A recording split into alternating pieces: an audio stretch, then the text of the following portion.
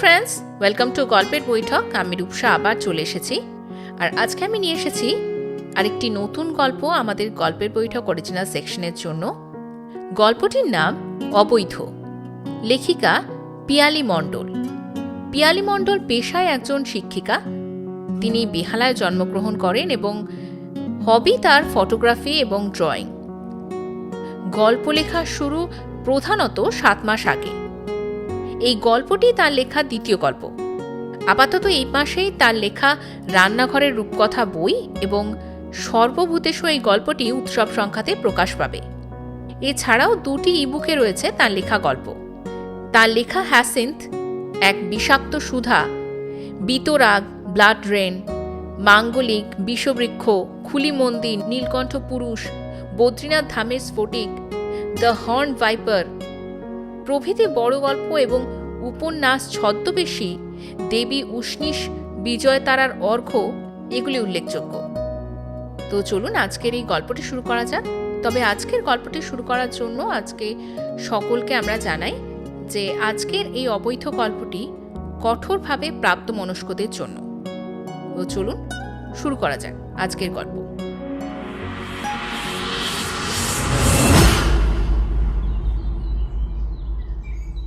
এই বেটির বিয়ার বয়স হয়ে গেল, তবু দেখেন ঘরে মতি লয় গা।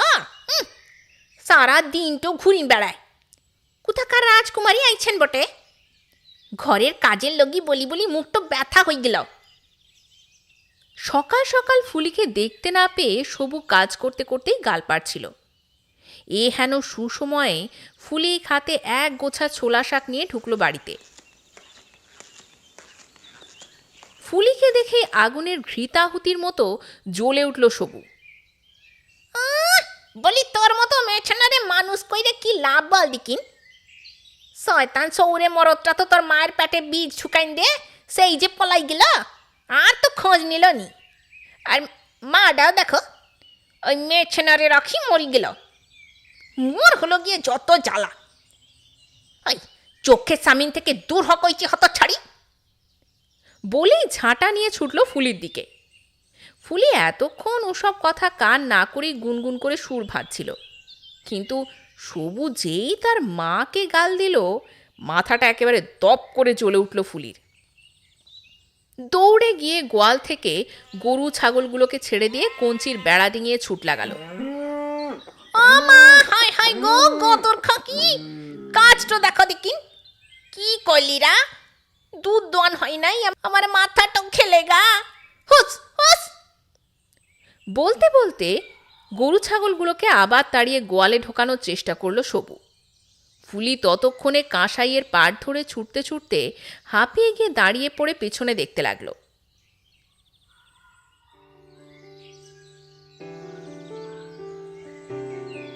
পুরুলিয়ার একটা ছোট্ট গ্রাম পাকুড়া। কয়েক ঘর উপজাতির বাস। কাঁসাইয়ের পাড় ধরে সব ছোট ছোট টালিতে ছাওয়া মাটির বাড়ি। সবু, শান্তি, দুলালি, কালী সবাই যে যার সংসার পেতেছে এখানে। ফুলির মা নীলুও এই গ্রামেরই মেয়ে ছিল। বছর 16 আগে কলকাতার কিছু শহুরে বাবু ঘুরতে এসেছিল এখানে।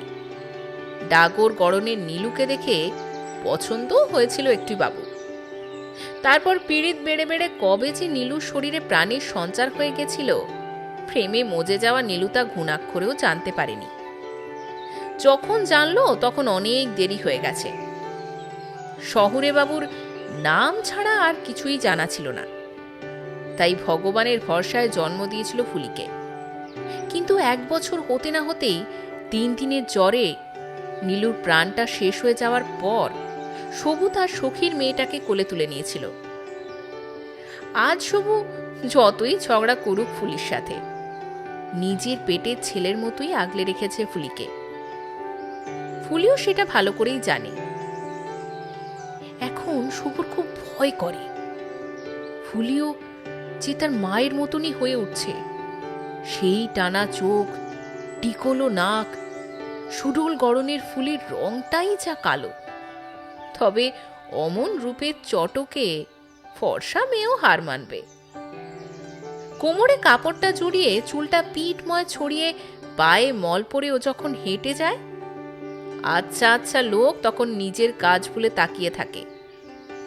ওই মেয়েকে সামলায় সবুর সাধ্য কই। কদিন হলো সপ্তক এখানে এসেছে। বসন্ত আসলেই ওর মন কেমন যেন করে ওঠে এই জায়গাগুলোর জন্য।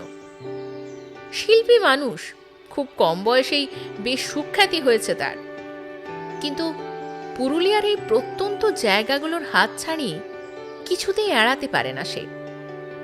প্রতি বছর এই সময়টাতে ও যেখানেই থাকুক, পলাশডাঙ্গা পুরুলিয়ার এই অপরূপ গ্রামগুলোতে সে চলে আসবেই। পলাশের আগুন রঙকে ক্যানভাসে ফুটিয়ে তুলতে তুলতে সপ্তক যেন হারিয়ে যায়। তবে এখানে আসার পর থেকেই দেখা পেয়েছে একজোড়া কালো হরিণ চোখের ভূমিকন্যার। দূর থেকে ক্যামেরা বন্দি করতে পারলেও সেই সুডোল গঠনকে ক্যানভাসে ফুটিয়ে তুলতে চায় সে তুলির টানে। পুরুলিয়া এসে প্রথমে কদিন ময়ূর পাহাড়ের কাছে হিমুর বাড়িতে ওঠে বটে, কিন্তু রাতটুকু ছাড়া সারা দিন নিজের খেয়ালে ঘুরে বেড়ায়, নয়তো ছবি আঁকে।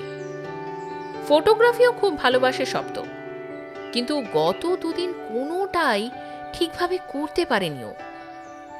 দুদিন আগের একটা ঘটনা ওকে ভীষণ অস্থির করে তুলেছে। ঘটনার কারণটাও সম্পূর্ণ অজানা। ময়ূর পাহাড়ের এই দিকটায় তেমন ট্যুরিস্ট আসে না, তাই বেশ নিরিবিলি, সপ্তকের কাজের একেবারে উপযুক্ত জায়গা। অন্য দিনের মতোই সেদিন কিছু ছবি ক্যামেরা করে তুলি ইজেল নিয়ে বসে পড়ে সাদা হ্যান্ডমেড পেপারটা রাঙিয়ে তোলার কাজেই। যদিও স্টিল লাইফে তার জুড়ি মেলা ভার, কিন্তু তার ল্যান্ডস্কেপ বড় প্রিয়। ময়ূর পাহাড়ের উপর থেকে যত দূর চোখ যায়, শিল্পীর চোখে ধরা দেয় এক অসাধারণ দৃশ্য। সপ্তক প্রায় 2 স্টেপ রং চাপিয়েছে, অয়েল পেন্টিং, তাই একটু সময় দিয়ে করতে হয়। লাস্ট হাইলাইটগুলোর জন্য প্যালেটে রঙের মিশ্রণ করছিল, হঠাৎই মনে হলো যেন মাথাটা ঘুরে গেল। না না, মনে হলো যেন গোটা পাহাড়টাই দুলে উঠল। ভাবলো যে ভূমিকম্প হলো নাকি, কিন্তু পরক্ষণে সব কিছু নিস্তব্ধ। এবার মনে হলো আস্তে আস্তে কেউ যেন তাকে নিচের সুদূর কোনো গভীর স্থান থেকে ডেকে চলেছে। মন্ত্রমুগ্ধের মতো কখন যে ও খাড়া ঢাল বেয়ে নেমে গেছিল তা বুঝতেই পারেনি। হিমুর ডাকে যখন সাড় হলো, ততক্ষণে নিজেকে এমন জায়গায় দেখে মাথা ঘুরে গেছিল সপ্তকে। এমন জায়গায় ও দাঁড়িয়েছিল যেখান থেকে এক পা সরলেই সোজা মৃত্যুর দুয়ারে পৌঁছে যেত। সেদিন হিমু আরো লোক জোগাড় করে এনে বহু কষ্টে সপ্তককে তুলেছিল ওপরে। সারা গায়ে আঁচড়ের দাগ, রক্ত ঝরছে। প্রায় জ্ঞানশূন্য অবস্থায় বাড়ি নিয়ে গিয়েছিল হিমু। হিমু বড় ভালোবাসে এই পাগল মানুষটাকে। প্রতি বছর সপ্তক এসে প্রথমে ওর বাড়িতেই থাকে। হিমু একা মানুষ, খুব খুশি মনে এই পাগলাবাবুর সেবা করতে চায়। সেদিন ও না থাকলে সপ্তকের আর বেঁচে ফেরা হতো না। হিমু অনেক জিজ্ঞাসা করেও সপ্তকের এমন কাণ্ড কারখানার কারণটা ঠিক জানতে পারেনি। আর সপ্তকই বা কি উত্তর দেবে সেটা বুঝতে পারেনি। কিন্তু হিমু পাগলাবাবুর চোখে কেমন একটা ভাব লক্ষ্য করে আর যেতে দেয়নি ওই পাহাড়ে। দুদিন পর বেশ সুস্থ হতে আর ওখানে না থেকে চলে এসেছিল এই পুঞ্চার দিকের এই ছোট্ট গ্রাম পাকুড়াতে। প্রথমবার এলো ওই গ্রামে। হিমুর কোন এক দুঃসম্পর্কের নাকি ভাই থাকে, সেই হিসেবেই খবর পেয়ে সপ্তক এখানে চলে এসেছে। চোখের আড়াল হও কাছে কিবা দূরে, মনে রেখো আমিও ছিলাম। লো ভলিউমে গান বেজে চলেছে। ঘর অন্ধকার, জানালাগুলোতে ভারী পর্দা দেওয়া। ঘরের মালকিন ইন্দ্রাণী বেতের আরাম কেদারাতে চোখ বন্ধ করে বসে অস্ফুটে আওড়ে যাচ্ছে দুর্বোধ্য কিছু মন্ত্র। বয়স আন্দাজ করা দুঃসাধ্য। এক লহমায় দেখলে বয়স 20-22-এর বেশি মনে হবে না। কি জাদু বলে যে নিজের বয়সটাকে আটকে রেখেছে তা কেউ জানে না। আর যাতে কেউ জানতে না পারে তার জন্যই তাকে বারবার বদলাতে হয় বাসস্থান আর প্রতিবেশী। বংশানুক্রমে পাওয়া সম্পত্তি অগাধ, তাই অর্থের কোনো অভাবই নেই তার। অসাধারণ সুন্দরী, দুধে আলতা গায়ের রং, টান টান চাবুকের মতন গড়ন, অত্যন্ত ব্যক্তিত্বময়ী এই নারীর তাই পুরুষ বন্ধুর অভাব হয় না। মধুর লোভে তো মৌমাছি এমনি ভিড় করে, আর তাতেই চরিতার্থ হয় ওই নারীর কাম। কয়েক মাস হলো ইন্দ্রাণী গোলপার্কের বাড়ি ছেড়ে কোরিয়ার এই ফ্ল্যাটটাতে এসেছে। ওখানে কাজের নাকি খুব অসুবিধে হচ্ছিল।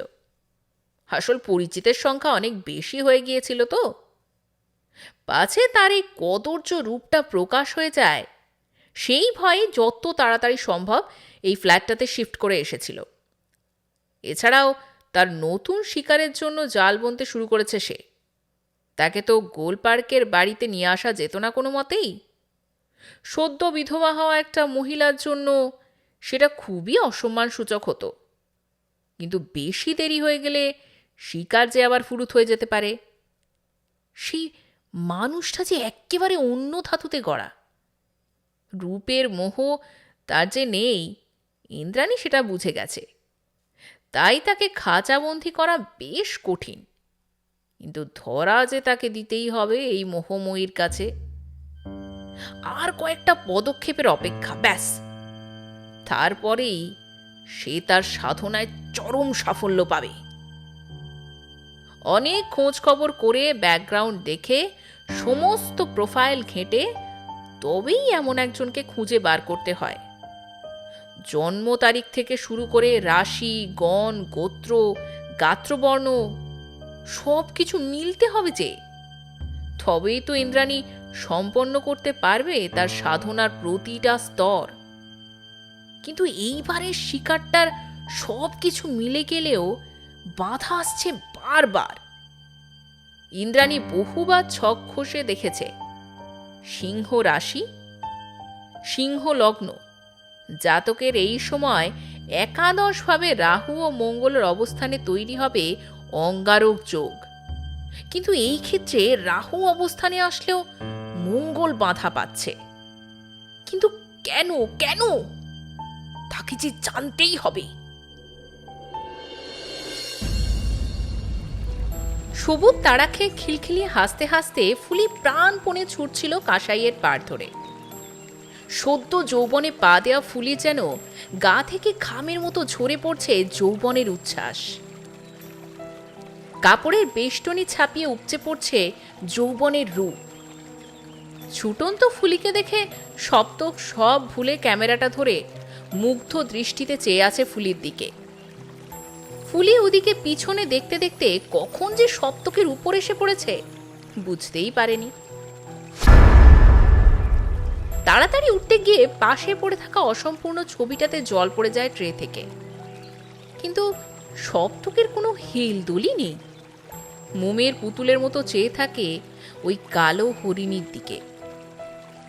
ই বাবু, কি দেখছিস বটে? পাগলায় গেলি নাকি? বলে কোমরে হাত দিয়ে জিজ্ঞাসু মুখ নিয়ে চেয়ে থাকে সপ্তকের দিকে। সেই দুখানি মায়াবী গভীর চোখ তার দিকেই চেয়ে আছে। ঠোঁট দুখানি নড়ছে, কিন্তু সপ্তকের কানে কিছুই যাচ্ছে না। একটা মিষ্টি আবেশে যেন ডুবে আছে। আরে ই বাবু, কি হলো বটে তোর? শরীর জুতের লাইক নাই বটে? ও বাবু, শুন কেনে মোর কথা। ওই শুনছিস? বলে এবার একটু ঝুঁকে সপ্তকের হাতটা একটু স্পর্শ করে আবার সরে আসে ফুলি। সপ্তকের সম্বিত ফিরতেই লজ্জায় মাথা নামিয়ে নেয় সে। কই, কিছু হয়নি তো, আমি ঠিকই আছি। হো, তাই বটে? অমন কইরে খ্যাপার মতো বসেছিলিস, তাই ভাবতেছিলুম শরীরটা খারাপ হইছে। আচ্ছা, মো আসি। বলে ফুলি মুখ ফিরিয়ে আবার চলতে শুরু করতেই শব্দক আমতা আমতা করে ডেকে ফেলল। এই যে মেয়ে, শোনো এদিকে। কি নাম তোমার? মোর নাম ফুলি বটে। কেনে নাম সুধাস কেনে? আমি তো তোর কোনো ক্ষতি করি লাই বাবু। তুই বাপটোর কাছে নালিশ করবি ক্লাই তো?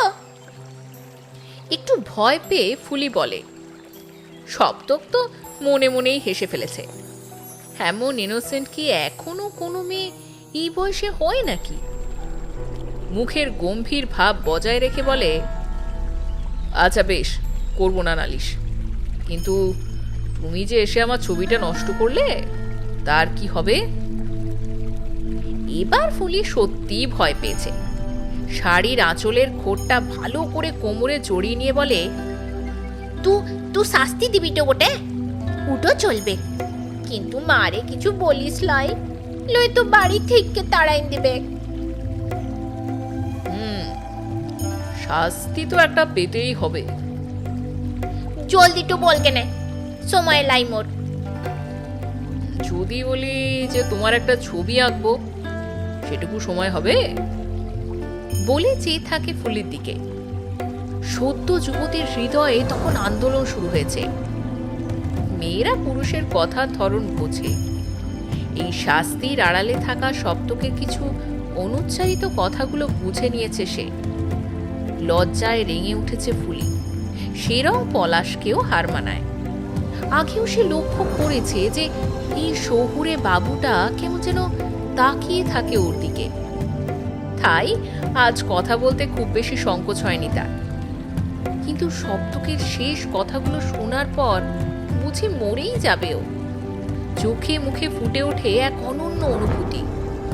শব্দকের মুখে ঝড় তোলার জন্য সেটা যথেষ্ট। চোখ তুলে শব্দকের দিকে না তাকিয়ে শুধু ঘাড়টা নেড়ে সম্মতি জানায় ফুলি। তারপর পিছন ফিরে ছুট লাগায় বাড়ির দিকে। শব্দক চিৎকার করে, আমি দুপুরে অপেক্ষা করব ফুলি, সরকারি গেস্ট হাউসে এসো কিন্তু। যতক্ষণ পর্যন্ত দেখা যায় ততক্ষণ পর্যন্ত দেখে ফুলিকে। চোখের আড়াল হতেই আবার বসে পড়ে শব্দ। একটা অন্যরকম আবেশে যেন আচ্ছন্ন হয়ে যায় সে। গাছে হেলান দিয়ে ক্যামেরাতে গত কদিনে তোলা ফুলির ছবিগুলোই দেখছিল, কিন্তু হঠাৎ আবার মনে হলো ও যেন বারবার আন্দোলিত হচ্ছে তার শরীর। ক্রমাগত মাটির নিচের অতল গভীরে যেন ঢুকে যাচ্ছে। কে তার নাম ধরে ডাকছে, কি যেন টেনে নিতে চাইছে পাতালপুরীর কোনো একটা গহরে। ও শুধু নেমেই যাচ্ছে, নিজেকে আটকানোর কোনো ক্ষমতা নেই ওর। কিন্তু আবার আবার যেন কোনো এক অদৃশ্য শক্তি তাকে আলোর দিকে তুলে আনছে, ফিরে আসছে আবার। কি যে হচ্ছে কিচ্ছুই বুঝতে পারছে না শব্দ। তার কি কোনো সাইকিয়াট্রিক সমস্যা হচ্ছে? না, এবার কলকাতা ফিরে ডাক্তার দেখাতে হবেই।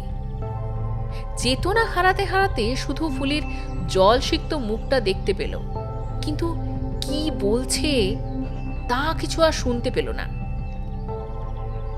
ফুলি শব্দকে চোখের আড়ালে গিয়ে একটা কুল গাছের নিচে হাঁপাতে হাঁপাতে বসে পড়েছিল। শহুরে বাবুর শেষ কথাগুলো তখনও তার কানে অনুরণিত হয়ে চলেছে। কানের ভিতর দিয়ে তা ধীরে ধীরে মরমে প্রবেশ করে হৃদয়ের আন্দোলনকে এতটাই বাড়িয়ে দিয়েছে যে ধুকপুক শব্দটা যেন ফুলি নিজে ছাড়াও এই আকাশ বাতাস গাছপালা সবাই শুনতে পাচ্ছে। সাধিকা মা বলে যে একটা পাগল উড়নচণ্ডী নাকি তার মরদ হবে।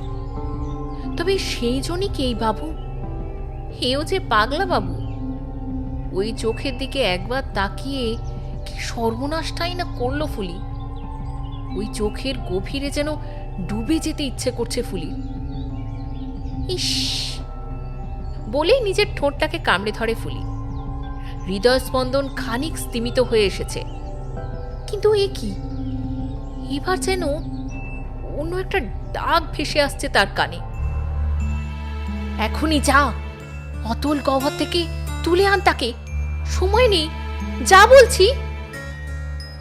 গলার আওয়াজটা খুব চেনা ফুলির, কিন্তু কোন দিকে যাবে, কার বিপদ হয়েছে কিছুই বুঝতে পারে না। কি মনে হতে হঠাৎই ছুটে আসে তার শহুরে বাবু যেখানে বসেছিল সেই দিকে।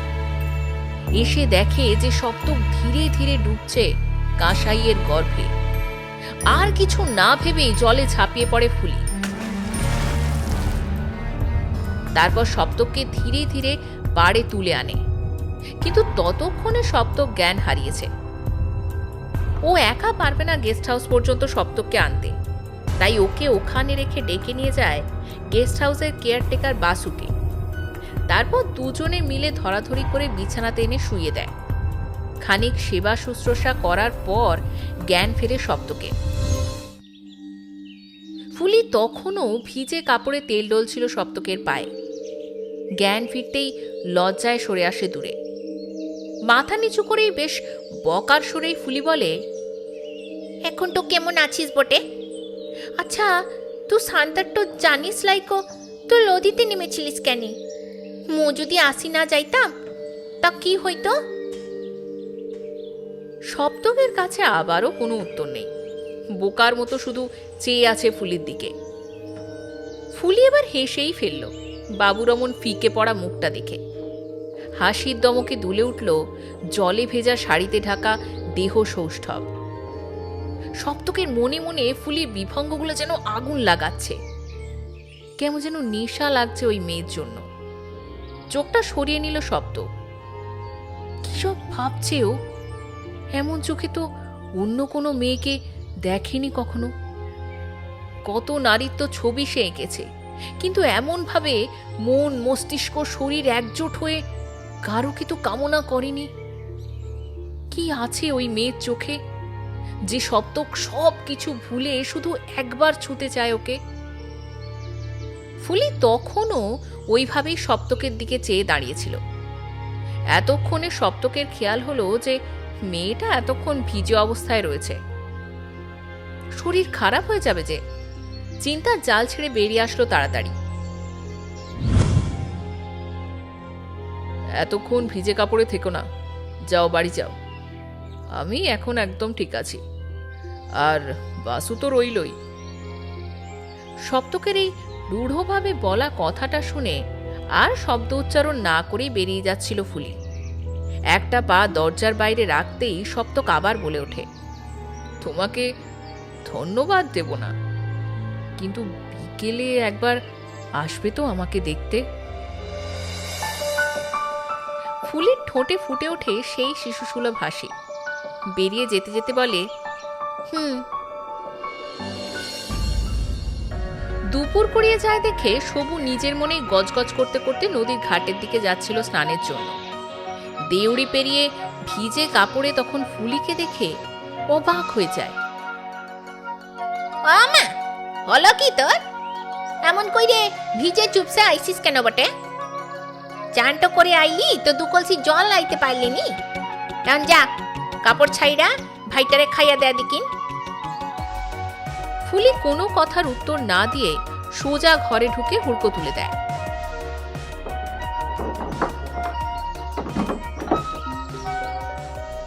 ভিজে কাপড়টা ছেড়ে তার খুব প্রিয় লাল পেড়ে হলুদ শাড়িটা পরে নেয়। এই শাড়িটা তার বড্ড প্রিয়। ভিজে চুল মুছে আয়নায় ঘুরিয়ে ফিরিয়ে দেখতে লাগে নিজেকে। অমন কালো রূপের সাথে সত্যি কি ওই গৌরাঙ্গ পুরুষকে মানায়? কিন্তু ওই পুরুষের চোখে যে ফুলি অনেক কিছুই দেখেছে। তাকে প্রেম বলো, ভালোবাসা বলো বা কামনাই বলো, যে নামেই ডাকো তাকে, তা কিন্তু ফুলিকে ক্রমাগত বশ করে ফেলছে। ওই পুরুষের জন্য যে টান সে অনুভব করছে তাকে ভাষায় প্রকাশ করার ক্ষমতা তার নেই। সারাক্ষণ মনে মনে একজনের কথাই ভেবে চলেছে ও। সবুজে ওকে কি বলে গিয়েছিল তা মনেই ছিল না। দিদি, মা তোকে বলি গেল ভাতটা বেড়ে দেখে নে মুখে, পেটটা জ্বলি গেল রে। ভাইয়ের ডাকে তাড়াতাড়ি উঠে ফুলি কোনো মতে কাপড়টা পরে বেরিয়ে আসে। রান্নাঘর থেকে ভাত বেড়ে খাওয়াতে বসে ভাইকে।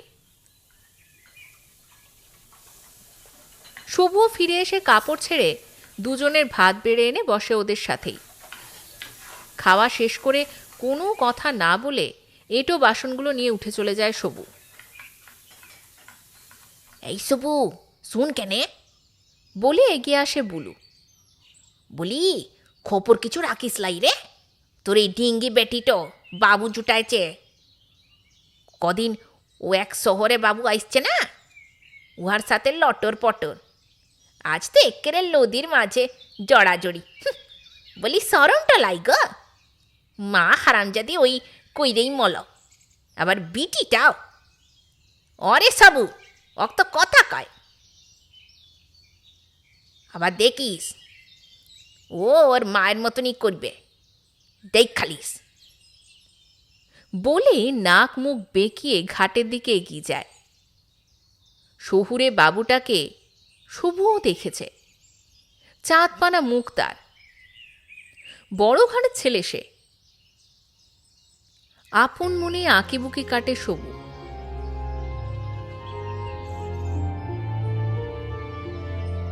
কিন্তু তার ফুলিকে অমন বড় ঘরের ছেলে গ্রহণ করবেই বা কেন? কোনো মিলই যে নেই। শেষে মায়ের মতো যদি দুর্ঘটনা ঘটিয়ে বসে মেয়েটা, তখন কি করবে ও ফুলিকে নিয়ে? সবু এঁটো হাতে ওইখানেই দাঁড়িয়ে রইল। আপাদ মস্তক রাগে জ্বলে উঠছে ওর।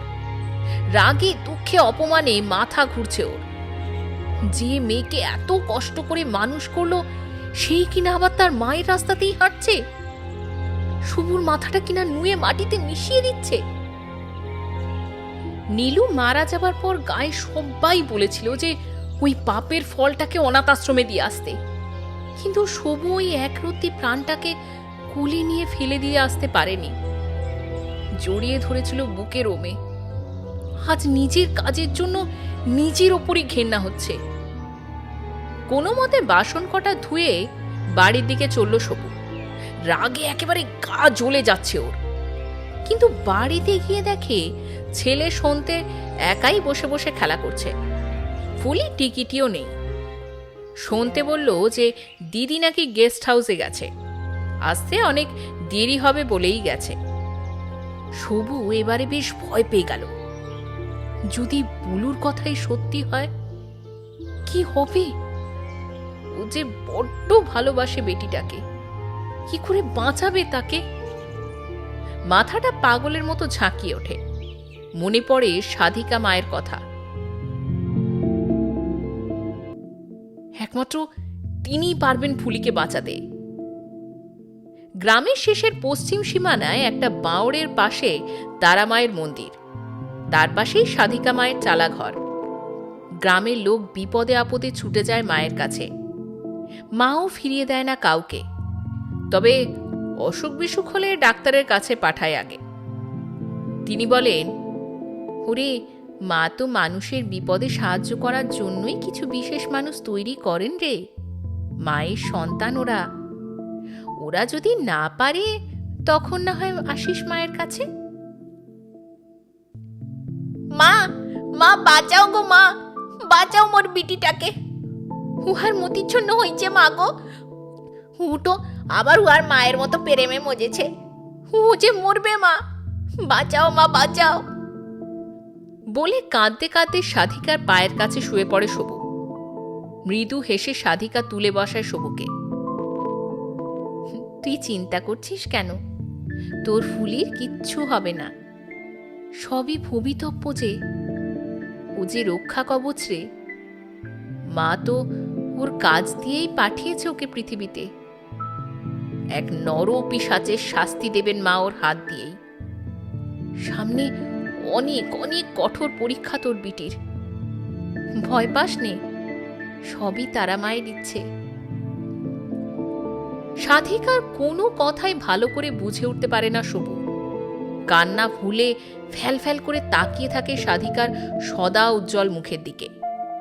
ওদিকে ফুলি শুধু সবুর ঘাটে যাওয়ার অপেক্ষা করছিল। সবু যখনই বাসন ধুতে বেরিয়েছে, ফুলিও গায়ের কাপড়টাকে ভালো করে পেঁচিয়ে ছুটল গেস্ট হাউসের দিকে। মনের উচাটন যে ভীষণ বড়, এক মুহূর্তেও তিষ্ঠতে দেয় না।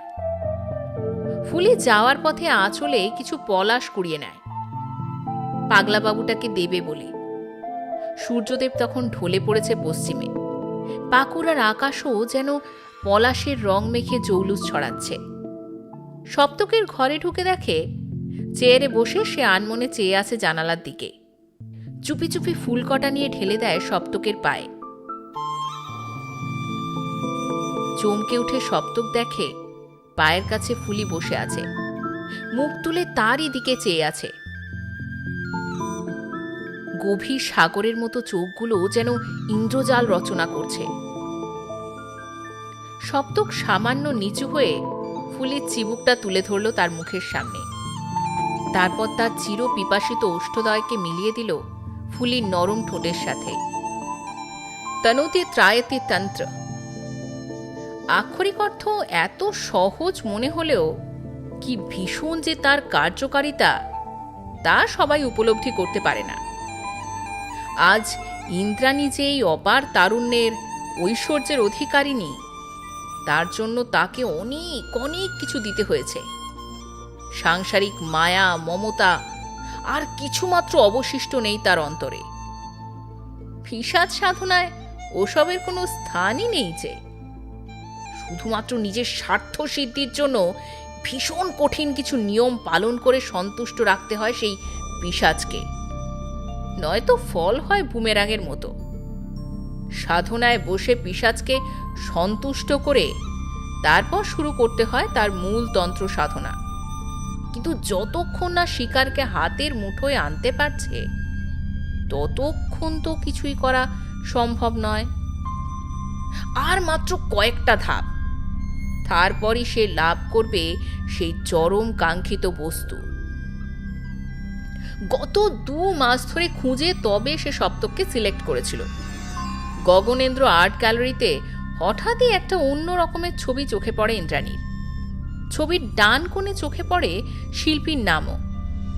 ভাগ্যদেবী সেদিন তার সহায় ছিলেন বোধহয়। একটু খুঁজতেই পেয়ে যায় সপ্তককে। কিছু বাক্যালাপের মাধ্যমে ইন্দ্রাণী বুঝে যায় যে এই মানুষটি আর 5টা ছেলের মতো নয়। রূপের মোহ তার নেই, তাকে অন্যভাবে জালে জড়াতে হবে। বাড়ি ফিরে এসে সোশ্যাল নেটওয়ার্কিং সাইটে খোঁজ করে দেখে সপ্তকের জন্ম তারিখ আর বাসস্থান। জন্ম তারিখ থেকে যখন সপ্তকের রাশি গণ সব নির্ণয় করে ইন্দ্রাণী, তার মুখে ফুটে উঠেছিল এক কুটিল হাসির রেখা। এরপর শুধু তার বাড়ির সদস্য সম্পর্কে জানলেই কাজ হাসি। সেই মতো এগোতে থাকে ইন্দ্রাণী। আগের দিন আলাপচারিতার মাধ্যমেই ফোন নম্বর নিয়েছিল, তাই প্রথমে একটা ফোন কল করে সপ্তককে। তারপর সোজা পৌঁছে যায় তার উত্তর কলকাতার বাড়িতে। সপ্তকের বহু চিত্রানুরাগী, তাই এমন বহুজনই আসে তার কাছে। সন্দেহ করার কোনো কারণই ছিল না সপ্তকের কাছে। আর বাড়িতে সদস্য বলতে কিরণময়, তার কুক কাম হেল্পার কাম সব কিছু। বাবা মা বিদেশে থাকে, তারা কিছুতেই এই গোয়ার জেদি ছেলেকে সঙ্গে করে নিয়ে যেতে পারেননি। ইন্দ্রাণীর তো এরকমই প্রয়োজন। অত্যন্ত বাক্যপটীয়সী ইন্দ্রাণী কথার ছলে সপ্তকের কাছ থেকে জেনে নিয়েছিল বাকি সব প্রয়োজনীয় তথ্য। তারপর ধীরে ধীরে জাল ছড়িয়েছিল সপ্তকের চারিপাশে। ক্রমশ সপ্তকও বশীভূত হচ্ছিল। কিন্তু হঠাৎ করে ছেলেটা যে এভাবে কাউকে কিছু না জানিয়ে নিরুদ্দেশ হবে, সেটা ইন্দ্রাণী বুঝতেই পারেনি। শিল্পী মানুষ আসলে এমনই খামখেয়ালি হয়। কিন্তু সময়ের মধ্যে সে যদি না ফেরে, তবে তো ইন্দ্রাণীর সব পরিশ্রমই বৃথা হয়ে যাবে। ইন্দ্রাণী প্রহর গোনে, ফিরে তাকে আসতেই হবে। তার অভীষ্ট লক্ষ্য পূরণের জন্য সব সব কিছু করতে পারেও। সেই পুরুষ যেখানেই থাক, যেভাবেই থাকুক, পিশাচ সাধনার দ্বারা তাকে টেনে সে নিজের কাছে আনবেই। পিশাচকে বশে আনতে 4 প্রহর নৈবেদ্য প্রদান করতে হয়। তাই ইন্দ্রাণী কঠোরভাবে সব নিয়মমাফিক শুরু করে সাধনা। খুব ভোরে উঠে স্নান সেরে লাল বস্ত্রে সজ্জিত হয়ে একটা পাত্রে মদ মাংস, অন্য পাত্রে ফুল মিষ্টি পান নিয়ে ধূপ জ্বালিয়ে উচ্চারণ করতে থাকে, ওং নমঃ পিশাচেশ্বর পিশাচ সঙ্গম দেহি মায় মম পূজা গ্রহণা দেহি নমঃ নমঃ। সারা ঘর গমগমিয়ে ওঠে সেই মন্ত্র উচ্চারণে। কিন্তু এ কি, বারবার তার কাছে পৌঁছেও ছুঁতে পারছে না কেন তাকে? কোনো এক অদৃশ্য শক্তি যেন যেন বাধা দিচ্ছে। এই নিয়ে দুবার পিশাচ ফিরে এসেছে অকৃতকার্য হয়ে, কিন্তু শেষবার তো তাকে সফল হতেই হবে, নয়তো একদিকে তার মূল সাধনা সম্পন্ন করা অসম্ভব হবে, আর অন্যদিকে যদি এবার পিশাচ অসন্তুষ্ট হয় তবে তাকে শেষ করে দেবে। এত আয়োজন, এত দিনের পরিশ্রম সব তো শেষ করে দিতে পারে না ইন্দ্রাণী। সব বাধা কাটিয়ে তাকে ফিরিয়ে আনতেই হবে। আর হাতে সময় নেই, আর দুদিন পরই অমাবস্যা। সেদিনই সেই অনন্য বৈশিষ্ট্যের অধিকারী পুরুষের সাথে মিলন হতে হবে তার নিজের কুণ্ডলিনীকে জাগাতে হবে। তারপরই শুরু হবে সেই বহুকাঙ্ক্ষিত যোগিনী জাল সাধনা। সদ্য যৌবনে পা রাখা ফুলি যখন জীবনের প্রথম পুরুষের স্পর্শ পেল, শিহরিত হলো তার সারা দেহ মন।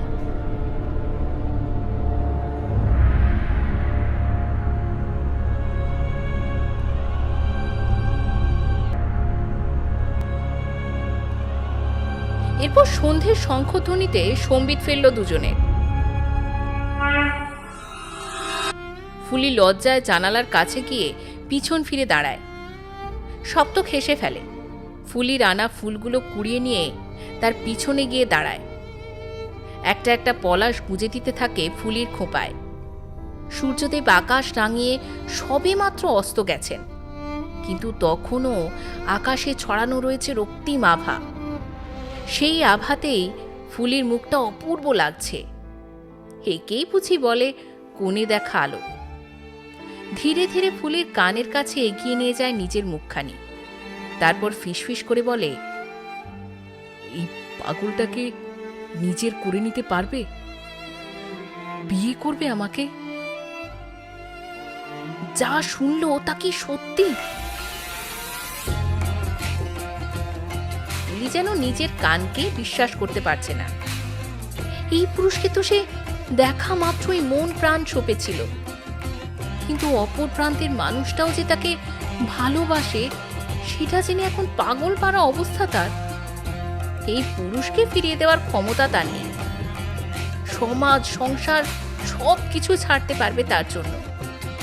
মনে মনে বলে, তোকে যে মনটো দিয়েই সর্বনাশ হয়ে গেছে আগেই। দুহাতে মুখটা চেপে ধরে নিজে। সপ্তক ধীরে ধীরে ফুলিকে নিজের দিকে ফিরিয়ে বাহু বন্ধনে আবদ্ধ করে বলে, একবার বলো, একবার। উত্তর শুনে আজকে তবেই ছাড়বো। ফুলি যেন লজ্জায় এবারে মাটিতে মিশেই যাবে। জোর করে বন্ধন মুক্ত হয়ে দরজার দিকে এগিয়ে যায়। উত্তরটা দিয়ে যাও ফুলি, বলে চিৎকার করে ওঠে সপ্তক। ফুলি ততক্ষণে সদর দরজা পেরিয়ে গেছে। যেতে যেতেই বলে, কাল আসবো, আর তোর উত্তরটাও সাথে নিয়ে আসবো। ফুলি চলে যেতে খাটে বসে পড়ে সপ্তক। একটা মিষ্টি ভালো লাগা লেগে আছে তার চোখে, ঠোঁটে, দেহে আর মনে। খুব ইচ্ছে হচ্ছে ফুলির সেই রক্তিম আভায় আভরিত মুখখানি তার ক্যানভাসে ফুটিয়ে তোলার। মাথার খোঁপায় তেমন করে গোঁজা পলাশ, অমন হরিণীর মতো চোখ দুটি, পত্র পল্লবের মতো ওষ্ঠদয়, আর সারা মুখে লেগে থাকা সেই লজ্জার আবরণ। খুব ভুল হয়ে গেল সপ্তকের। কেন যে সেই ক্ষণটাকে তখনই ধরে রাখতে পারল না ও? যদিও সেই সময়টা বয়ে গেছে, কিন্তু সেই দৃশ্যপট উজ্জ্বলভাবে অবস্থান করছে সপ্তকের হৃদয়। না, আর দেরি নয়, হৃদয় পটে সেই চিত্রকে রূপ দেবে এখনই, বলে তাড়াতাড়ি রং তুলি নিয়ে বসে পড়ে সে।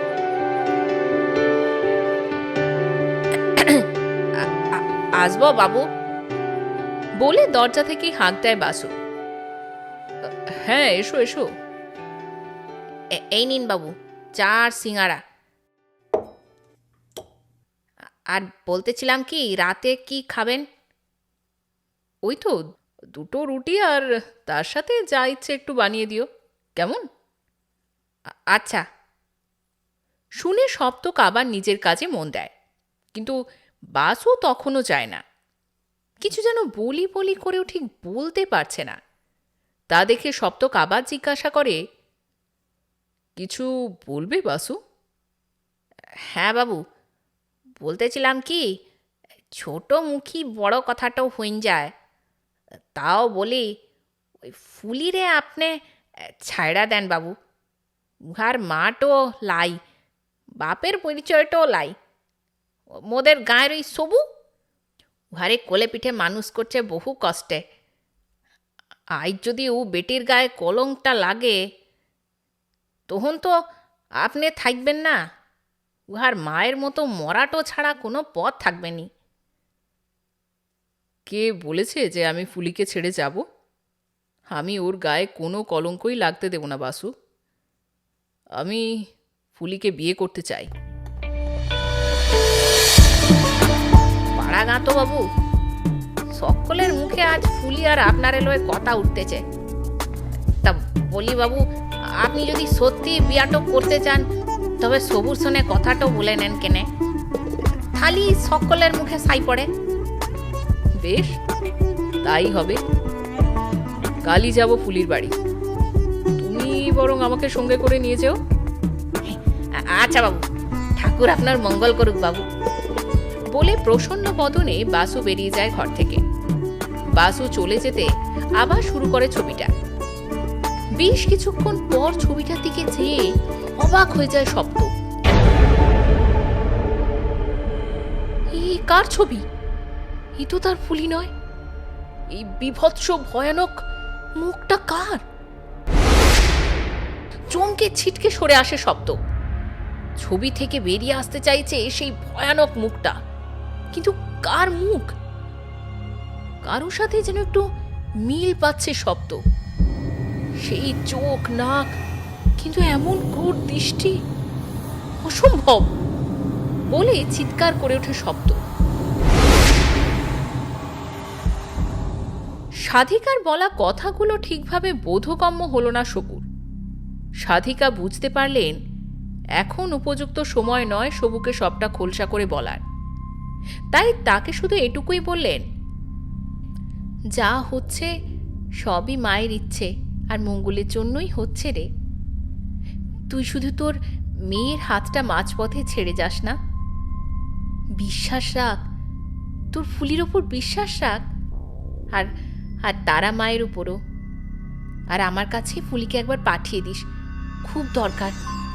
যা এবার বাড়ি যা। সবু চোখ মুছে সাদিকা মাকে প্রণাম করে। তারা মায়ের সামনে খানিকক্ষণ দাঁড়িয়ে ধীরে ধীরে ফিরে চলে বাড়ির দিকে। সাধিকা মাতৃ আরাধনায় বসলেন। মন তার অস্থির হয়ে রয়েছে। পথ দেখাতে পারেন একমাত্র মা তারা। অমন একটা নিষ্পাপ পবিত্র মেয়েকে ওই রাক্ষসীর সামনে কিভাবে ছেড়ে দেবেন তিনি? না না, সেই সময় আসার আগেই সাধিকাকে করতে হবে মহাযজ্ঞ। কিন্তু একা সে কি পারবে যথাযথভাবে কাজ সম্পন্ন করতে? নাকি গুরুদেবের কাছে যাবে? গুরুদেবের কাছে যা শিক্ষা তিনি পেয়েছেন আজ পর্যন্ত, কোনো দিনও তার অপব্যবহার করেননি। কিন্তু আজ সেই সময় উপস্থিত।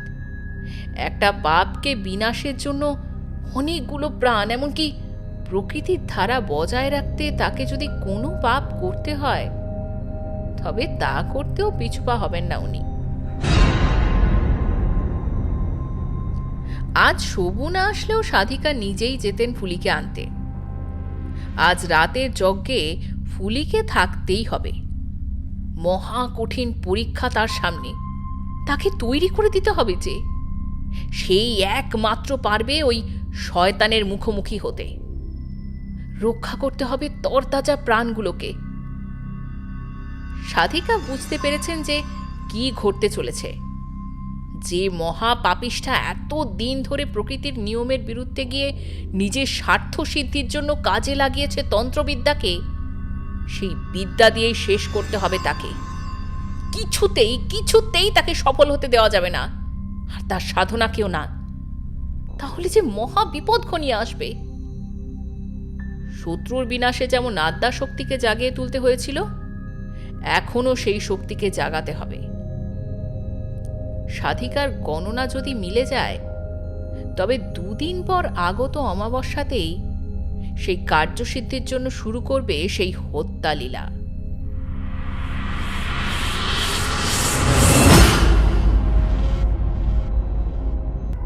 সপ্তকের চোখের সামনে সেই ভয়াল মূর্তিটা ক্রমাগত একটা নারীর রূপ নিচ্ছে।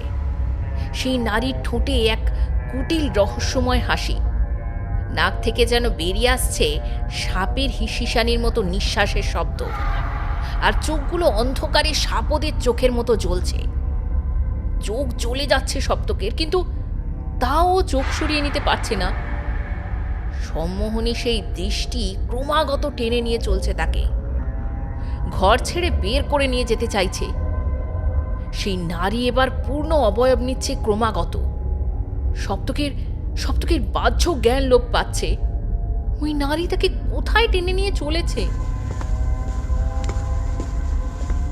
ঘর থেকে বেরিয়ে গাড়ি স্টিয়ারিং এ হাত রাখলো সপ্ত।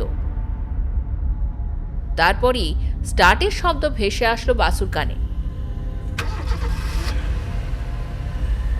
যতক্ষণে সে গেটের কাছে এসে দাঁড়িয়েছে, ততক্ষণে ধুলো উড়িয়ে রাতের নিস্তব্ধতাকে ফালা ফালা করে মিলিয়ে গেছে সপ্তকের গাড়ি।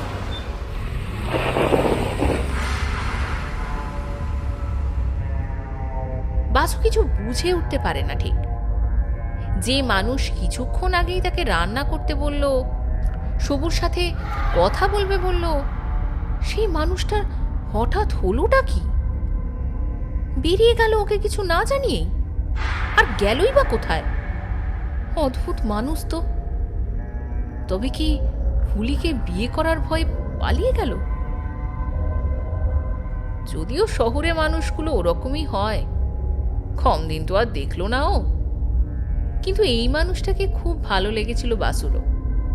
আপন ভোলা মানুষ, খুব সহজ সরল, চোখে মুখে যেন সেই সরলতা ফুটে উঠত।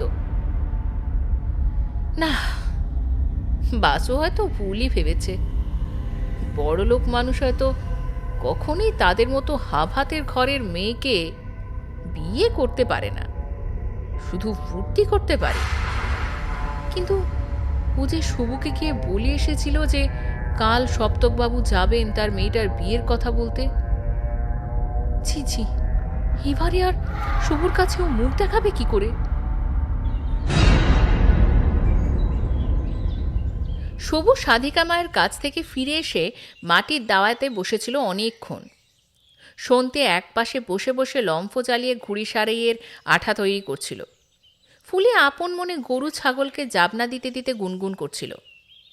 সপ্তকের বলা কথাগুলো বারবার কানে ঘুরে ফিরে ফিসফিসিয়ে যাচ্ছিল যেন কেউ।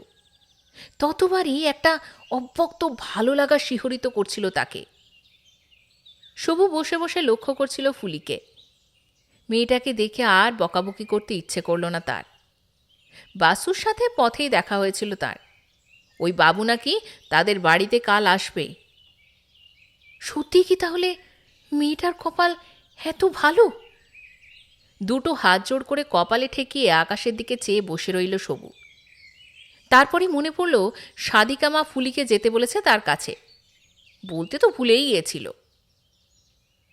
ফুলি, ফুলি, শুন তো মা একবার। ফুলি অবাক হয়ে যায়।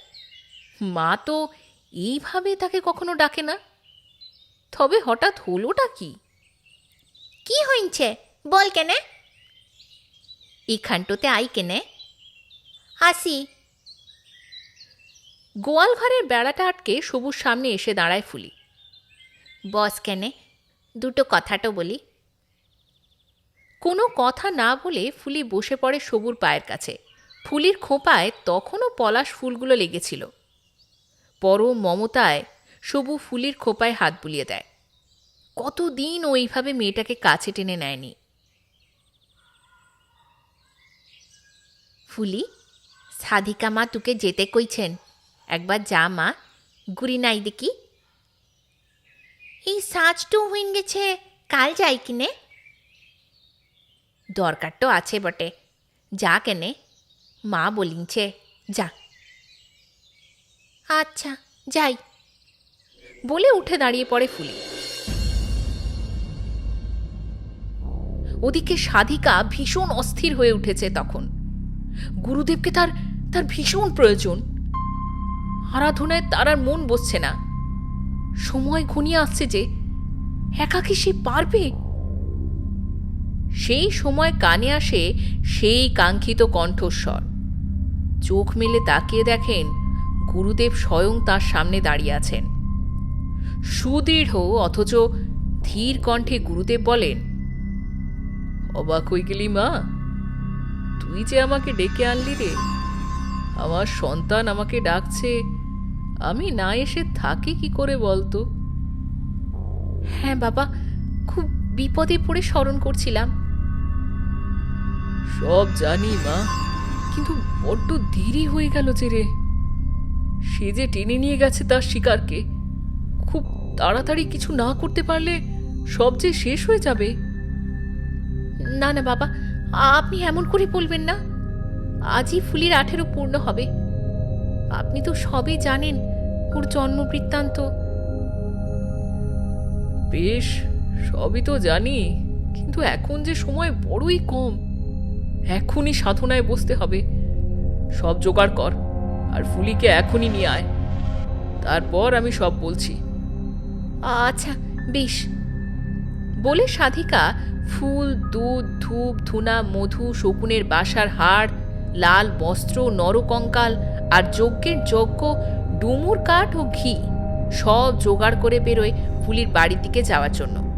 একটু এগোতেই দেখতে পায় সে ফুলিকে। অন্ধকার থেকে এগিয়ে আসছে তারই দিকে। তারপর ফুলির হাত ধরে এসে পৌঁছয় গুরুদেবের কাছে।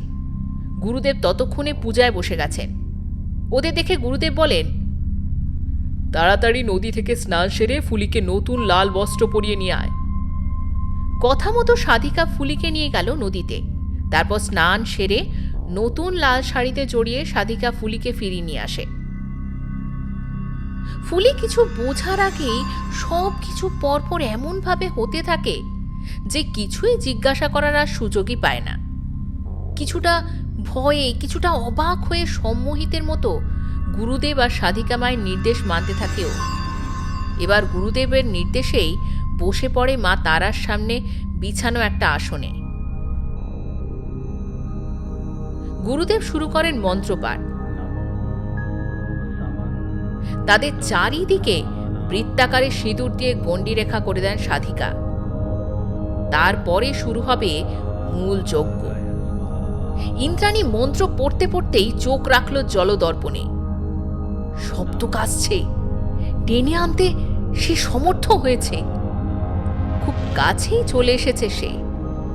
তার শিকার নিজেই আসছে তার কাছে। যদিও তাকে আনতে কম সাধনা করতে হয়নি।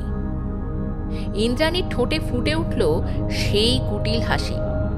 সে এসে পৌঁছলেই তবে শুরু করতে পারবে মূল কার্যানুষ্ঠান। শব্দ যেন ঘোরের মধ্যেই ড্রাইভ করছে। কি করছে, কোথায় যাচ্ছে, কেনই বা যাচ্ছে, সেসব বুঝবার মতো আর অবস্থা তার নেই। শরীরটা ওর হলেও যেন অন্য কেউ ওর মস্তিষ্ক পরিচালনা করছে। এদিকে মায়ের উদ্দেশ্যে নৈবেদ্য প্রদান করার পর গুরুদেব আদেশ দিলেন হোমাগ্নির সামনে বসতে।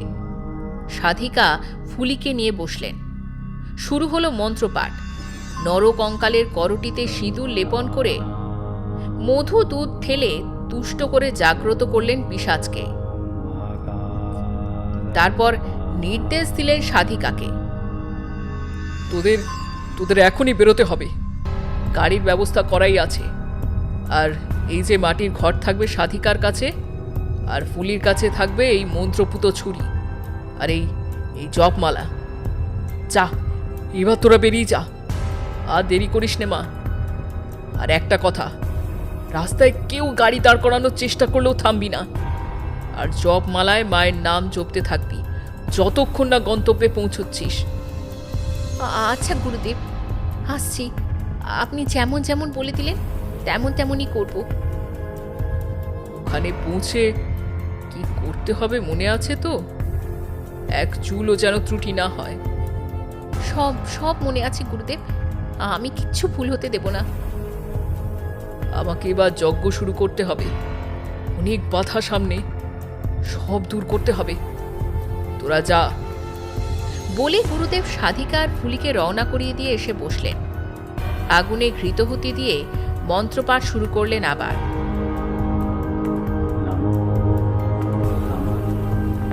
সপ্তকের গাড়িটা এসে থামলো একটা অ্যাপার্টমেন্টের গেটের সামনে।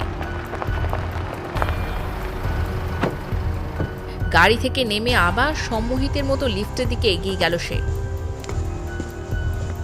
6th ফ্লোরে থেমে গেল লিফটটা। খুলে গেল লিফটের দরজা। সপ্তকে কে যেন ঠেলে ঢুকিয়ে দিল ফ্ল্যাটের ভিতর। ইন্দ্রাণী হাত ধরে সপ্তককে নিয়ে গেল শোবার ঘরে। আসলে সেটি ইন্দ্রাণীর মূল কর্মকক্ষ। ঘরের ভেতর একটা মিষ্টি গন্ধ ভেসে বেড়াচ্ছে। ডিভানে সুন্দর টান টান করে পাতা সাদা চাদর। হালকা নীলাভ আলো আরও যেন রহস্যময় করে তুলেছে সেই ঘরটাকে। লাল মৃদু আলোয় আর স্বচ্ছ পোশাকে ইন্দ্রাণী নিজেকে আরও বেশি মোহময়ী করে তুলেছে। এরপর সপ্তককে বসিয়ে এসে শুরু করলো সেই আদিম চিরাচরিত শারীরিক খেলা। সপ্তক যেন কাঠের পুতুলের মতো ইন্দ্রাণীর ইশারায় প্রতিটা কাজ করে চলেছে। ইন্দ্রাণী ধীরে ধীরে মিলনের জন্য প্রস্তুত হয়। তারপরই সেই চরম ক্রিয়াটি সম্পন্ন করতে হবে যে।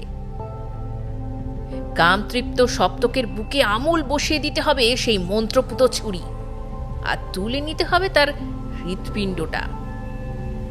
সময় উপস্থিত। ইন্দ্রাণী সপ্তকের অজান্তেই তুলে নিল সেই ছুরিটা। চেপে বসেছে সপ্তকের উপর। ছুরি ধরা হাতটা ক্রমশ নেমে আসছে সপ্তকের বুকের নির্দিষ্ট জায়গায়। মহা উল্লাসে চিৎকার করে হেসে ওঠে ইন্দ্রাণী।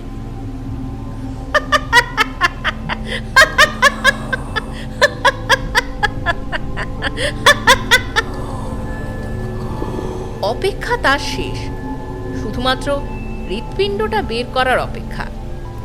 তারপর ওটা নৈবেদ্যে প্রদান করে সেই প্রসাদী তাজা হৃৎপিণ্ড থেকে নিংড়ে নিতে হবে সমগ্র রক্ত। একমাত্র সেই রক্ত পান করলেই জাগ্রত হবে কুণ্ডলিনী। চিরতারুণ্যের অধিকারিণী হবে সে। বহুদিনের প্রতীক্ষার অবসান হতে চলেছে তার। ওর হাতে ধরা ছুরিটা দ্রুত নেমে আসছে। আর ঠিক সেই মুহূর্তেই যেন মনে হলো তাকে কেউ অদৃশ্য বন্ধনে আবদ্ধ করে ফেলেছে। কানে ভেসে আসছে পবিত্র মন্ত্র উচ্চারণের শব্দ। ইন্দ্রাণীর জীব যেন আড়ষ্ট হয়ে আসছে। দরজা ঠেলে ঘরে প্রবেশ করছে দুই নারী, একজন প্রৌঢ়া আর একজন কিশোরী। কি অসম্ভব চোখের দৃষ্টি তার! সেই পবিত্র সরল দৃষ্টি যেন ইন্দ্রাণীর অন্তরাত্মা পর্যন্ত জ্বালিয়ে দিচ্ছে। সে এগিয়ে আসছে ইন্দ্রাণীর দিকে, কিন্তু ও কিছুই করতে সক্ষম হচ্ছে না। ফুলি এগিয়ে এসে অসম্ভব জোরে আঘাত করলো ইন্দ্রাণীর মাথায়। জলধারার মতো কপাল বেয়ে নামতে লাগলো শোণিত প্রবাহ। ইন্দ্রাণী বিছানার একপাশে গড়িয়ে পড়ল। ফুলি তাড়াতাড়ি তুলে বসায় অচৈতন্য সপ্তককে, চাদর দিয়ে ঢেকে দেয় তাকে। সাধিকা ততক্ষণে হাতে করে আনা ঘটে সংগ্রহ করে ওই ডাইনির রক্ত। তারপর গুরুদেবের নির্দেশ মতো ফুলি তার হাতের ছুরি বসিয়ে দেয় ইন্দ্রাণীর নাভিমূলে। ডাইনির শক্তি যে ওই নাভিতেই আবদ্ধ থাকে। ফুলি নাভিমূল শরীর থেকে বিচ্ছিন্ন করে তুলে রাখে ঘটে। সাধিকা তখনও এক নাগাড়ে জপমালায় জপ করে যাচ্ছে। সারা ঘরে অসংখ্য ধোঁয়ার অবয়ব যেন চেপে ধরতে আসছে তাদের। কি অসম্ভব ক্রূর জ্বলন্ত দৃষ্টি তাদের, কিন্তু কোনো এক অদৃশ্য মায়া বলে ছুঁতে পারছে না। গুরুদেবের নির্দেশ মতো শেষ কাজটা করতে গেল ফুলি। ইন্দ্রাণীর চুলের গোছাটা কাটতে যেতেই সেই চুলের গোছ যেন সাপের মতো পেঁচিয়ে ধরল ফুলির হাত। ভেঙে গুড়িয়ে দিতে চাইছে, যেন মরণ কামড়ের মতো চেপে ধরছে ফুলির হাতে। কিছুতেই বেরিয়ে আসতে পারছে না ফুলি। এমত অবস্থায় সাধিকা ফুলির হাতের ছুরিটা নিয়ে চালিয়ে দিলেন ইন্দ্রাণীর চুলে।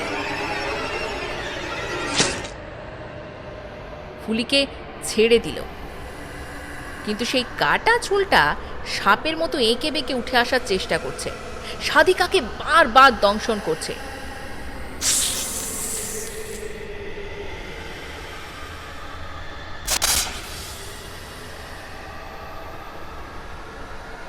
কোকিয়ে উঠে বসে পড়ে সাধিকা।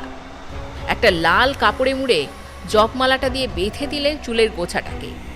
সেই শক্তিটুকু এক জায়গায় করে ফুলিকে বললেন, এই চুল ঘটা সপ্তকে নিয়ে এখনই বেরিয়ে যা, এখনই বেরিয়ে যা এই ঘর থেকে। বাইরে যে গাড়ি আছে ওটাই তোকে গুরুদেবের কাছে নিয়ে যাবে। আমার এখনো কিছু কাজ বাকি আছে এখানে। বলে তিনি জোর করে ফুলি আর সপ্তকে বাইরে বের করে দরজা বন্ধ করে দেন। ফুলি ড্রাইভারের সাহায্যে সপ্তকে নামিয়ে এনে পাড়ি দেয় গুরুদেবের উদ্দেশ্যে। সাধিকার অতি কষ্টে ইন্দ্রাণীর ফেলে রাখা উপাচারগুলো সব এক জায়গায় জড়ো করে তার উপর শুইয়ে দেয় ইন্দ্রাণীকে। তারপর অগ্নিসংযোগ করে দেন তাতে। ওই ডাইনির পার্থিব আশ্রয় ছিল ওই শরীর। আজ সাধিকা নিজ হাতে সেই আশ্রয় ধ্বংস করে দিলেন। বাকিটুকু গুরুদেব নিশ্চয়ই এতক্ষণে করেছেন, কিন্তু তার শরীরের সব ক্ষমতা এবারে যেন স্তিমিত হয়ে আসছে। নীল বর্ণ ধারণ করছে তার শরীর। জ্বলন্ত চিতার সামনে ঢলে পড়লেন সাধিকা। ধীরে ধীরে আগুন ছড়িয়ে পড়ছে ঘরে। বেড়ে চলেছে সেই আগুনের তেজ ও ভয়াবহতা। গুরুদেব এক নাগাড়ে মন্ত্র উচ্চারণ করে যাচ্ছেন, আর বারে বারে কিছু একটা গুঁজে দিচ্ছেন নরকরটির মুখে। প্রায় ভোর হয়ে আসছে। এই সময় ফিরে আসার কথা ফুলিদের। হ্যাঁ, ওই তো ওরা আসছে। ফুলির হাতে একটা ঘট আর লাল কাপড়ে জড়ানো সেই চুল, আর অন্য হাতে সপ্তকে নিয়ে এগিয়ে আসছে গুরুদেবের দিকে। সামনে এসে এগিয়ে ধরল তার হাতে ধরা জিনিসগুলো। সপ্তকে গাছের গোড়ায় হেলান দিয়ে কোনো মতে বসালো। গুরুদেব সব জিনিসগুলো নিয়ে একটা লাল সুতোয় জড়াতে জড়াতে ফুলিকে ইশারা করলেন সপ্তককে কাছে নিয়ে আসতে। সপ্তক তখনও ঘোরের মধ্যেই রয়েছে। ফুলি ওকে এনে বসালো হোমাগ্নির সামনে। গুরুদেবের নির্দেশে সপ্তকের হাতগুলো নিজের হাতের মধ্যে নিয়ে একসাথে আগুনে ঘি মধু নিক্ষেপ করতে শুরু করলো সে। একটা সিঁদুর মাখানো মাটির পাত্রে সেই জ্বলন্ত অঙ্গার তুলে রাখলেন গুরুদেব। তাতে ফুলি আর সপ্তকের ডান হাতের অনামিকা থেকে 2 ফোঁটা রক্ত নিয়ে দিলেন। তারপর ফুলির আনা সব কিছু সেই অঙ্গারে দিয়ে ঘি দিতেই দাউ দাউ করে জ্বলে উঠল সব। নরকরটি ভেঙে চুরমার হয়ে গেল। গুরুদেব সপ্তকের হাতের রক্ত দিয়েই ফুলির সিঁথি রাঙাতে আদেশ দিলেন। দুজন যতক্ষণ না বন্ধনে একসাথে আবদ্ধ হচ্ছে ততক্ষণ এই ক্রিয়া সম্পন্ন হবে না। ধীরে ধীরে আগুন নিভে আসছে। সপ্তক এখন অনেকটাই ধাতস্থ। গভীর কালো অন্ধকার ভেদ করে ভোরের আলো ফুটে উঠছে।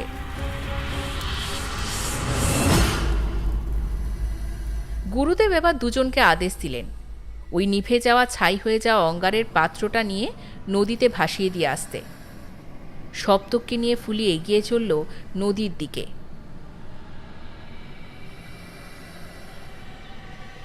পূব আকাশ রক্তিম আভায় ভরিয়ে ক্রমশ সূর্যদেব প্রকাশ পাচ্ছেন। শেষ হয়ে মিলিয়ে যাচ্ছে অভিশপ্ত রাত। শুরু হচ্ছে নতুন দিনের। সংসার ত্যাগীদের মন বাঁধে নেই কোথাও।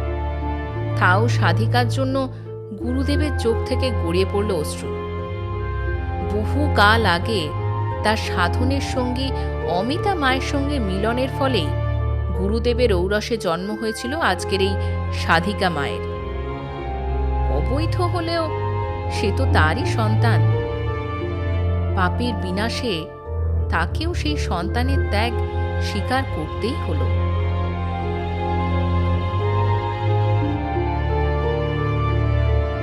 আপনারা শুনছিলেন লেখিকা পিয়ালি মণ্ডলের লেখা অবৈধ গল্পটি।